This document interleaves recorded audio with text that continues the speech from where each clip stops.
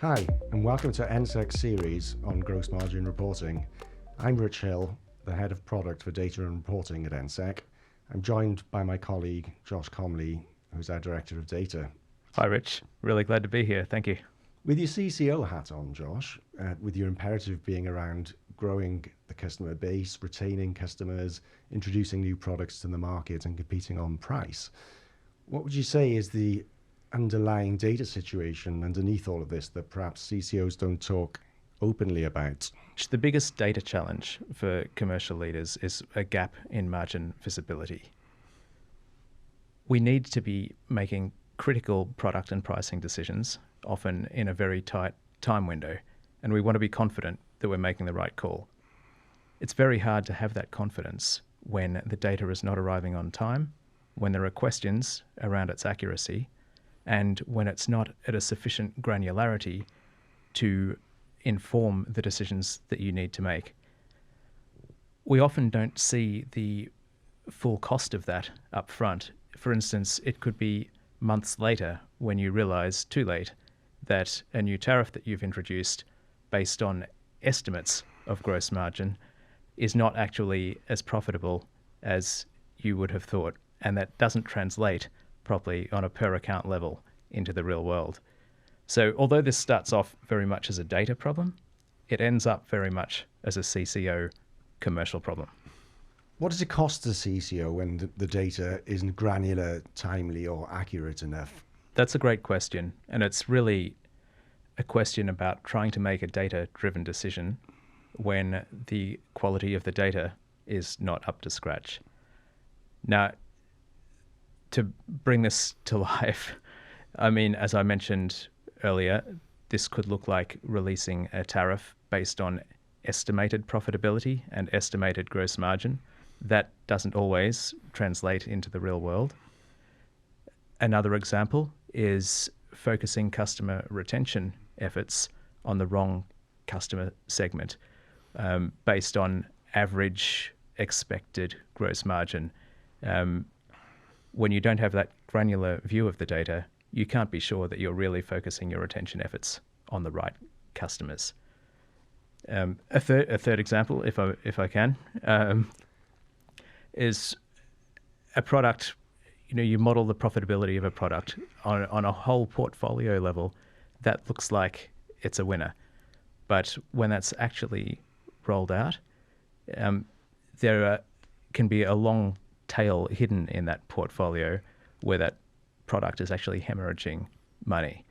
And I think that's where confidence in the quality of the data and the power that comes with the granularity of the data really comes into play. Agreed. And what we're talking here in each of those cases is direct bottom line impact. Yeah, absolutely. It can often be a question of targeting the wrong segment of the customer base, whether that's in retention efforts, whether it's targeting products to different segments, even what acquisition channel you are focusing on. If you don't understand the profitability on a per customer basis, it's very hard to have the confidence that you're doing anything but a hand wavy kind of response. We're talking for some very slim margins typically as well in the retail business, so the importance of getting this right really can make the difference between profitability and losing money. Absolutely. Josh, when you can see your margin modeled at a fine level of granularity, it's available in near real time, and all of the consumption is attributed correctly to historic periods, what kind of advantages and possibilities does that open up from a CCO perspective? I think this is where it gets really exciting. This is not historically or normally available to CCOs. We're used to a world where we're looking at averages across big segments of a portfolio, if not the entire portfolio. And there's a lot of truths that get buried in averages. And this is where those fine margins exist, and where being able to unlock that nuance gives you a whole lot of advantages in terms of tariff design, in terms of customer retention, in terms of acquisition, in terms of product strategy. So just diving in to some of those, I mean, Tariff design for a start.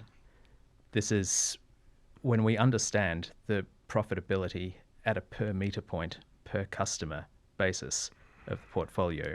We can actually, this is the beauty of it, right? You can slice and aggregate that any way you want on any dimension or set of dimensions. You can look at different subsections of this portfolio and understand how they will respond to a particular tariff, the profitability of that particular segment of your portfolio. So you, rather than approaching a tariff design from a one-size-fits-all kind of perspective, you can then see very clearly which parts of your portfolio this is going to be lucrative for, and which perhaps become a liability. The example I particularly like is around customer retention. A lot of, no one's a stranger to a churn model, but a lot of retention efforts, without this granular per meter point view of profitability, a lot of retention efforts focus just on reducing churn without differentiating between bad churn and good churn, right? I mean, without this granular view, you tend to just minimize churn. How can we retain as many customers as possible? And you end up targeting a very different group of your customer base than you would if you actually take into account those customers' contribution to the gross margin. So by combining those two things, probability of churning and the actual margin contribution of that account, you see where the real value is in terms of focusing your retention efforts. Another example is on the acquisition side of things. Before doubling your spend on what looks like the most successful acquisition channel, we can, with this granular view of profitability and gross margin, we can understand which acquisition channels are actually leading to the most valuable outcomes in terms of gross margin. And the answer there might be quite different to just the cheapest cost to acquire. Having this level of granularity is important to be able to assess at the per meter level what profitability looks like. But I would also say the historic attribution of consumption to the correct period, down to the half hour for electricity, and understanding that meter by meter is just as important, with margins being so thin and with prices against a moving goalpost of locked in hedged wholesale pricing. It's really important to be able to understand, at least historically, how your tariffs have performed. I think that is a really powerful set of tools that a CCO can apply when considering tariff design, is to actually look at how things have behaved and performed in the past at that level. Yeah, I think it's more important than ever now as tariffs become more exotic, more dynamic, and time of use and type of use starts coming into play, and people expect that. Having that per account view and tracing it, as you say, to a specific half-hour window is critical. I think that will be what differentiates suppliers in the market, is their ability to assess that and analyze it effectively and design tariffs that optimize for that. Yeah, absolutely. And I think from a CCO point of view, having that granular view is a huge advantage. You just can't do those things with an overall portfolio average kind of numbers. You're working half in the dark. Yeah, often the wholesale costs will be understood at a half-hour level, and the revenues might be understood at a meter level, but the ability to bring those two things together, I think, is what makes the difference here. Josh, thinking about gross margin, moving beyond reporting and into something more predictive, how do you see the possibilities from a CCO point of view? We're moving from a world where gross margin reporting was a retrospective reporting and auditing tool through, the new reality for us, where it becomes an actual operational tool where those insights are surfaced in real time and you can actually respond to problems before they become bigger problems. Where I get really enthusiastic about it, though, is taking that next step, bringing in predictive forecasting capabilities. So this becomes then, for a CCO, an actual strategic tool where you can use this for forecasting and for scenario modeling as well, to answer all of your what-if questions.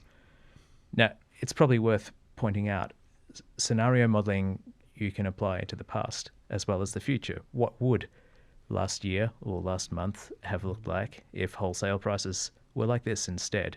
Or if people's energy consumption patterns changed, for instance, or if a particular tariff was on offer, or if that was priced slightly differently.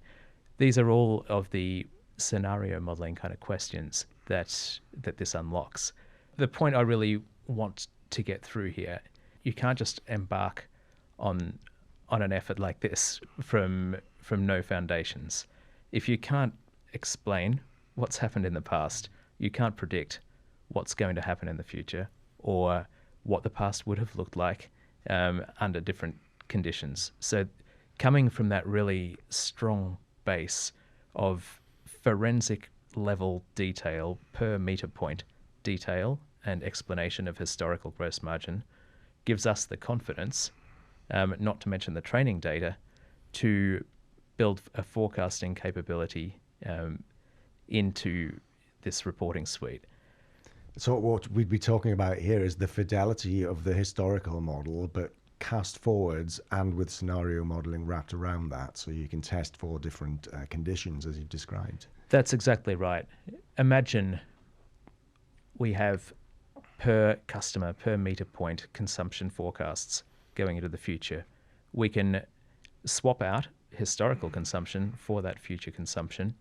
We can supply configurable assumptions in terms of what does the future of wholesale prices look like, growth assumptions for your portfolio, what particular segments of your portfolio are growing or shrinking by how much, and try that under different, for example, different tariffs. So this becomes a really useful strategic tool that, looping this back around to the start of our conversation, talking about making critical pricing and product decisions. It's this that allows a CCO to do that with confidence and understanding how robust these products and tariffs are to different possible futures. Yeah, and I think the beauty of that is combine that forward-looking scenario modeled forecast with the actual historical reporting that can be generated at the same level, and then you've got a wealth of variance analysis at the very lowest level of grain to explain how your prediction differed from the reality when you get to that point. That becomes then a feedback cycle, because any deviations from what you actually observed in real life history then get fed back in to improve any forecasting or process modeling. So that sort of closes the loop there, and the historical data then gets used to improve the quality of the forecasts and the scenario modeling, and critically improve our confidence in it. And ultimately, the ability to course correct using that kind of approach could be the difference between a profitable product offering and one that isn't. Yeah, that's exactly right. As you point out, margins are fine and accuracy matters. Now, if we think about a competitive, mature retail market, it's quite likely that for the most part, the larger players are there or thereabouts at a level of service and price that's broadly comparable. What would you say that having this margin visibility gives to the supplier over time that the other retailer might not be able to leverage? In this industry, as you know, margins are super thin. So small advantages stack up. They really matter. The margin visibility that we've been talking about is about being able to identify what's happening in your portfolio at a granular level and target responses to that actually within month. Now, That might sound like a small thing, but when your competitors are reacting maybe 1 or 2 months late to this same data, this advantage compounds over time. It means you're focusing your retention efforts in the right part of your portfolio. It means you're focusing your acquisition in the right channels. And it means that you're able to release products priced correctly and confidently and aimed at the right segments of your portfolio. Your competitors are spotting trends late, releasing products under a cloud of uncertainty, and making sweeping portfolio-wide decisions based on averages that might not actually even exist. It's clear who's got the competitive advantage in that scenario. This is a game changer. This is a level of visibility that just doesn't exist out there. Thanks, Josh, for joining me today and for your insight in that really interesting discussion. Thanks to our audience who may have been watching and listening to this, and stay tuned for more in this series on gross margin reporting.